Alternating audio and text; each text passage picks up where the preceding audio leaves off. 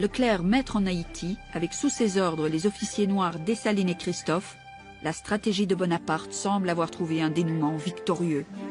À celle de Toussaint, la grande menace, c'est Toussaint, c'est ce général noir qui est maître alors de l'ancienne colonie de Saint-Domingue, qui n'est pas encore Haïti. Il ne faut absolument pas que cette expérience saint-domingoise se répète dans une autre colonie. Bonaparte fait rayer Toussaint l'ouverture des cadres de l'armée française. Le 20 janvier 1802, 54 navires, 21 000 hommes avec à leur tête le capitaine général Leclerc débarquent à Saint-Domingue. L'armée de Toussaint est forte d'environ 30 000 hommes. Napoléon Bonaparte ne peut pas supporter d'avoir un général insubordonné et donc il démet Toussaint l'ouverture de ses fonctions. La Guadeloupe a cédé, mais Saint-Domingue résiste. Toussaint l'ouverture se transforme en quasi-chef d'État. On parlera pour Saint-Domingue de cette époque d'un quasi-État. Toujours est-il qu'une fois au sommet du pouvoir civil et militaire, il va mener une politique totalement autonome par rapport à la France. Et il va prendre 3 décisions. On comprend que Bonaparte n'a pas été content du tout. 3 décisions qui relèvent de la souveraineté. Premièrement, il signe un traité de commerce avec les États-Unis, sans demander l'avis de Paris, brisant le sacro-saint principe de l'exclusif. Deuxièmement, il occupe la partie espagnole de l'île et y abolit l'esclavage. Cette partie avait été reconnue comme française par le traité de Bâle en 1795, mais c'était officiel, mais les institutions et l'administration espagnole avaient été laissées en place, et donc Toussaint l'ouverture ne fait qu'appliquer les dispositions du traité, sauf qu'il n'en a pas reçu les instructions. Et troisièmement, il rédige et promulgue une constitution. L'ouverture a attaqué l'Espagne. Quelles que soient les sinuosités de son parcours, Toussaint ne déroge pas à sa règle principale. Le ressort de cette révolution, c'est quand même, bien sûr, la mobilisation extraordinaire des esclaves de Saint-Domingue, qui va enflammer toute l'Amérique esclave, si vous voulez, pour dire les choses clairement, et qui va être une véritable menace pour tous les colonialistes de l'Amérique, et ils sont puissants. Pendant plusieurs mois, Toussaint livre à Leclerc une bataille serrée. Les Caraïbes, 1802. Les colonies françaises sont en ébullition.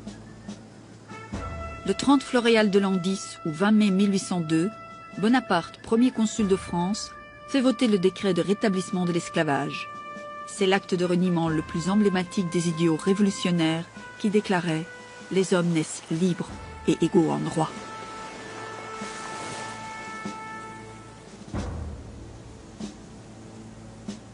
Le décret du 20 mai ensanglantera le début du règne de Bonaparte. La lettre du ministre de la Marine et des Colonies, lettre secrète, est explicite. Rétablissez l'ordre, n'employez jamais le mot esclavage, ce mot tabou qui a fait couler tant de sang, etc., etc. N'employez jamais le mot liberté, c'est encore pire, on peut dire des choses pareilles dans une île comme ça.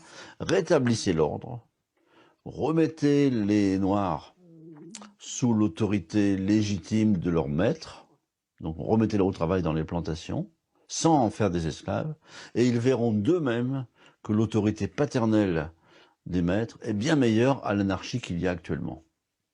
Et le moment venu, on ne sait pas quand, nous rétablirons donc, nous remettrons, la formule est terrible, nous remettrons les Noirs dans leur état naturel, donc l'esclavage. Toutes les puissances européennes sont aussi des puissances esclavagistes. Bonaparte pense que l'abolition de l'esclavage dans les colonies est un mauvais signal envoyé à ses nouveaux partenaires européens. Puisque les Anglais et les Espagnols continuent l'esclavage, la France doit le rétablir. La France devait coordonner ses institutions avec celles des autres peuples européens pour perpétuer la paix, si nécessaire au bonheur de toute la nation. La politique, le soin de notre grandeur, nous prescrivait de ne pas briser les chaînes. Mais la géostratégie n'est pas tout. Bonaparte sait aussi tout le bénéfice économique qu'il peut tirer d'un empire colonial puissant. Si la hiérarchie des races est née en France, où se situe Bonaparte dans ce débat? Croyez-vous que si la Convention avait su ce qu'elle faisait dans les colonies, elle lui donnait la liberté aux Noirs? Le sentiment d'humanité est toujours puissant sur l'imagination. Mais à présent, tenir encore à ces principes serait de l'hypocrisie. Mes conseillers me disent, les nègres ne sont ni français ni anglais, ils sont nègres. Ils restent mes conseillers. Toute l'attitude de Bonaparte vis-à-vis des Noirs est placée sous le signe de l'ambiguïté, de l'indiscernable. Il se lance dans une chasse aux sorcières que certains tiennent pour de l'acharnement personnel. 3 vaisseaux, 4 frégates et 3500 hommes avec à leur tête le général Richepanse. En quelques semaines, l'homme va mener une guerre sans merci, sanglante contre Delgrès et ses hommes.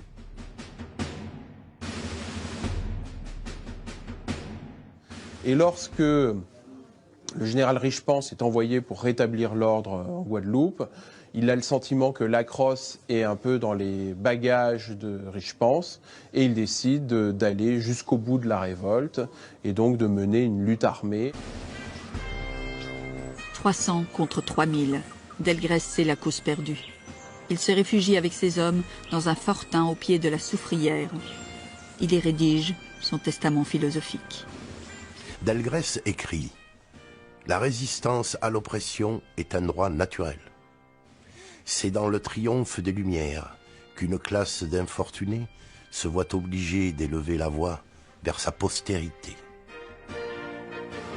Quand les soldats arrivent au pied du fortin de Delgrès, ils entendent ces hommes hurler « Vivre libre ou mourir !» et puis une immense déflagration. Delgrès avait miné son fortin. Il meurt là, lui et ses 300 hommes.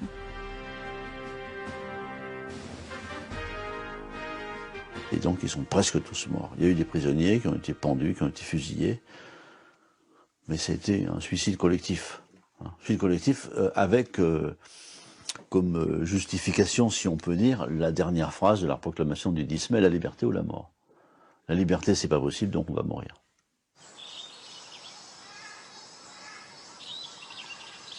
Suicide héroïque et vain. En quelques mois, Bonaparte a gagné la partie en Guadeloupe. Une victoire pour Bonaparte? Pas tout à fait. Le 7 juin, Leclerc fait arrêter Toussaint Louverture. Celui que l'on a surnommé le Spartacus noir, sa famille et ses proches sont conduits par les soldats sur le navire Le Héros. C'est la déportation vers la France. Triste ironie de l'histoire, c'est un 14 juillet que Toussaint arrive à Brest. Son arrestation faisait partie du programme. Il fallait éradiquer cette élite noire. Hein, ces noirs, ces nègres portant épaulettes, dit avec un grand mépris, quoi. Il faut se débarrasser de tous ces gens-là. Toussaint Louverture est enfermé au secret au fort de Joux, dans le Doubs, à la frontière suisse, dans une cellule dont la fenêtre est presque entièrement murée. Le fort de choix du fort de Joux est évidemment très symbolique. Hein, c'est l'endroit de France le plus éloigné. En dépit de tous ces crimes, Leclerc a la lucidité de croire qu'il faut impérativement garder les officiers noirs dans l'armée régulière bonapartiste. Rochambeau, lui, est un fou furieux, un raciste et un tueur. Le nommé Rochambeau est venu là avec les plus hautes et humanistes des visées. Ne prétendait-il pas qu'il fallait rétablir l'esclavage des Noirs et rendre le code noir plus sévère? Quant aux généraux noirs, il prétendait vouloir les faire pendre dans le plus grand appareil. Rochambeau prend la tête de Saint-Domingue. Terreur et répression firent à la barbarie. Reprise de la lutte à partir de septembre-octobre 1802, pendant 1 an. Et là, c'est la phase la plus paroxystique qui se produit, avec des massacres réciproques, c'est vrai, qui avaient déjà eu lieu dans la phase précédente, mais qui ne sont effectivement pas le fait seulement des troupes de Rochambeau, hein, qui sont largement partagées. Au milieu du cycle infernal d'attaques et de représailles, la nouvelle du rétablissement de l'esclavage en Guadeloupe se répand à Saint-Domingue comme une traînée de poudre. Dessalines et Christophe, les officiers noirs ralliés, finissent par comprendre la duplicité de Bonaparte et ses véritables ambitions. Ramener les Noirs à l'état d'esclaves. C'est la fin des illusions, le renversement décisif. Dessalines et Christophe prennent la tête de la rébellion. La guerre contre Rochambeau durera plus d'1 an. Autre tournant cette même année 1803, les Anglais rompent le traité de paix d'Amiens. Le 16 novembre 1803, Dessalines et 27 000 hommes assaillent la ville du Cap et le fort de Vertières où Rochambeau s'est retranché. Dessalines donne l'assaut. Il durera 10 heures. Il y aura près de 2000 blessés et plus de 1500 soldats tués. Rochambeau finira par capituler. C'est la plus grande bataille des Caraïbes. Elle ne figure dans aucun livre d'histoire de France. Saint-Domingue devient Haïti, symbole de la résistance. Une île non libérée par les Lumières ou par les lois abolitionnistes, mais par les descendants d'esclaves eux-mêmes. Résultat final, 60 000 soldats perdus par Bonaparte, rien que dans cette expédition, hein, battus et écrabouillés à Saint-Domingue. L'une des plus grandes folies que j'ai faites, et que je me reproche, a été d'envoyer une armée à Saint-Domingue. J'aurais dû prévoir qu'il était impossible de réussir dans le projet que j'avais conçu. J'ai commis une faute. L'autre clé, en quelque sorte, d'explication de la violence, c'est que dans la tête de certains officiers, je ne dis pas que c'était la politique officielle, mais il y a l'idée que les anciens esclaves, devenus libres depuis 8 ans, ne redeviendront jamais esclaves.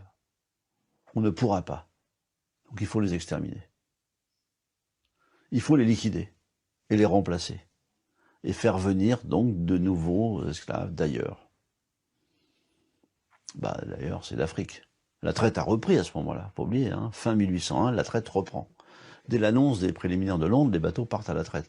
Sous la Révolution, hein, n'oublions jamais cela, la traite n'a jamais été abolie. On a aboli l'esclavage, mais pas la traite. Les faits, rien que les faits. Regardons-les dans le détail. Ils sont à la fois éloquents et équivoques. Terrible raffinement sordide dans l'horreur. C'est à Saint-Domingue, par exemple, que Leclerc invente ce qu'on pourrait appeler le gazage des rebelles. On a utilisé effectivement dans les cales de bateaux des gaz asphyxiants. À titre expérimental probablement, à une petite échelle, mais ça existait. Et il y a des témoignages aussi sur les phénomènes de destruction de prisonniers à fond de cale avec des mèches soufrées.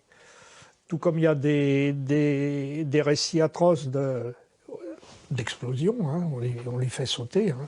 Donc il y a des atrocités. Hein. Des lois de la guerre qui existent quand même à l'époque. Ce genre de pratique est totalement interdite. Hein. Et donc, bon, c'est pas très quand même fréquent. Hein. Et il doit y avoir 1 ou 2 cas. Par contre, ce qui est très fréquent, c'est les noyades. Et non seulement on gaze, on noie, mais on plaisante sur ces meurtres. Entre militaires, on fait assaut d'esprit et de métaphores. On poétise l'horreur. La noyade collective est appelée le coup de filet national. La potence est la salade de chanvre. Le feu, l'opération chaude. Et laver la figure des nègres au plomb signifie les fusiller. L'utilisation des chiens, controversée mais bien réelle. On a fait venir des chiens de Cuba, des chiens chasseurs d'esclaves, et on les a lâchés dans la jungle, dans la brousse, pour aller chercher les fugitifs, etc., et les déchiqueter, quoi, tout simplement. Gazage des Noirs, utilisation des chiens de sang, exécution sommaire, meurtre, torture. À l'infernal arsenal de la répression, Bonaparte va associer un élément majeur, la déportation. Des centaines d'intellectuels, de gradés et de politiques sont ainsi arrachés à leur île pour être exfiltrés vers la Corse. Bonaparte a fait créer un camp de travail à Boccognane et un bagne à Ajaccio. Ils font une première arrivée à Brest. Dans un deuxième temps, ils sont envoyés à Toulon et qu'ensuite, de Toulon, ils viennent en Corse. Et la documentation que nous avons montre des bateaux qui arrivent les uns derrière les autres, entre l'an 11, c'est-à-dire 1803, 1803-4, voilà. Et là, on a effectivement environ 1 millier de Noirs venus de Saint-Domingue et de la Guadeloupe qui arrivent dans la rade d'Ajaccio et qui vont être dispatchés à l'intérieur de l'île, l'essentiel restant quand même à Ajaccio. Au milieu de décembre 1802, près de 1200 Saint-Domingois vivent déportés en Corse, employés à créer la route Ajaccio-Corté et à couper les arbres en forêt d'Etonne pour faire des mâts de navires. Le soir, ils dorment nus sur la paille des Capucins. Tel est le terrible bilan de la guerre coloniale de Bonaparte dans les Caraïbes. Il n'en exprimera qu'un regret tardif, qui ne semble inspiré que par une relecture militaire des événements.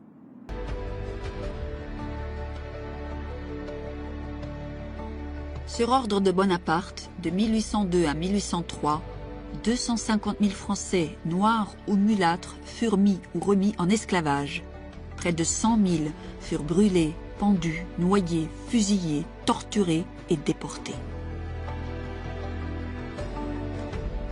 Les lois de la consommation et de la balance commerciale, la guerre hégémonique entre puissances européennes, la prospérité d'une poignée d'hommes influents bénéficiant du commerce colonial, la naissance du préjugé de couleur.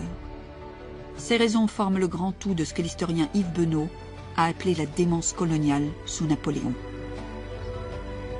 De Saint-Domingue, devenu Haïti, Aimé Césaire dira « La négritude s'y mit debout pour la première fois.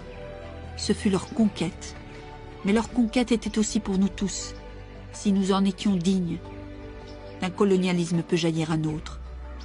Cette histoire est notre tragédie à tous. »